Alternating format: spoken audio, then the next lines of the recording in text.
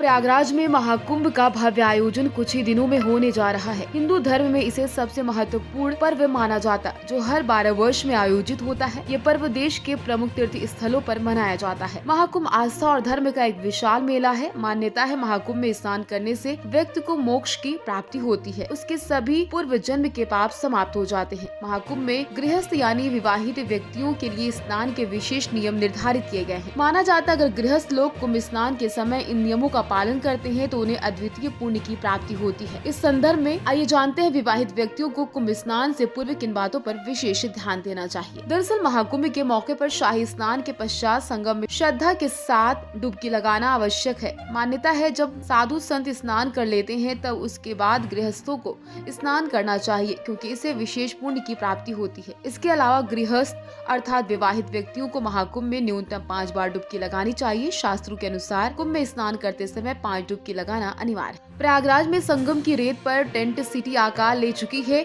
1 लाख से ज्यादा टेंट लगाए गए, जिनमें सामान्य से लेकर लग्जरी टेंट है। इनकी क्षमता 10 लाख से ज्यादा श्रद्धालुओं की है। इस बार महाकुंभ मेले में टेंट सिटी बसाने में 68 लाख बल्लियां लगी। इन्हें जोड़े तो लंबाई संगम से अमेरिका की दूरी से 1.5 गुना ज्यादा होगी। महाकुंभ में तंबुओं के शहर का जिम्मा कई कंपनियों के पास है। इसके साथ ही परेड ग्राउंड पर काली सड़क से होते हुए कुंभ क्षेत्र में लोग पहुंचेंगे। सड़क के दोनों किनारे बांस-बल्लियां, रस्सी, टेंट के कपड़ों का एक पहाड़ नजर आएगा। संगम नगरी प्रयागराज में महाकुंभ 2025 मेला की शुरुआत 13 जनवरी पौष पूर्णिमा के दिन से हो रही। पौष पूर्णिमा के स्नान पर्व से महाकुंभ की शुरुआत होने के साथ ही लाखों कल्पवासी इसी दिन के कल्पवास से व्रत की शुरुआत करेंगे। कल्पवासी मेले में बने शिविरों में तंबुओं में रहकर सुबह शाम गंगा स्नान कर पूजा पाठ जप तप करके कल्पवास करेंगे। 1 महीने से ज्यादा दिन तक चलने वाले इस धार्मिक आयोजन में 3 शाही स्नान पर्व होंगे, जिसमें मकर संक्रांति का पहला शाही स्नान पर्व 14 जनवरी को होगा, जबकि सबसे बड़ा शाही स्नान मौनी अमावस्या 29 जनवरी को होगा। इसी तरह से अंतिम शाही स्नान 3 फरवरी को बसंत पंचमी के दिन होगा। वहीं माघी पूर्णिमा का स्नान पर्व 12 फरवरी को होगा। इसके साथ ही कल्पवास का समापन हो जाएगा। 26 फरवरी को महाशिवरात्रि के स्नान के दिन से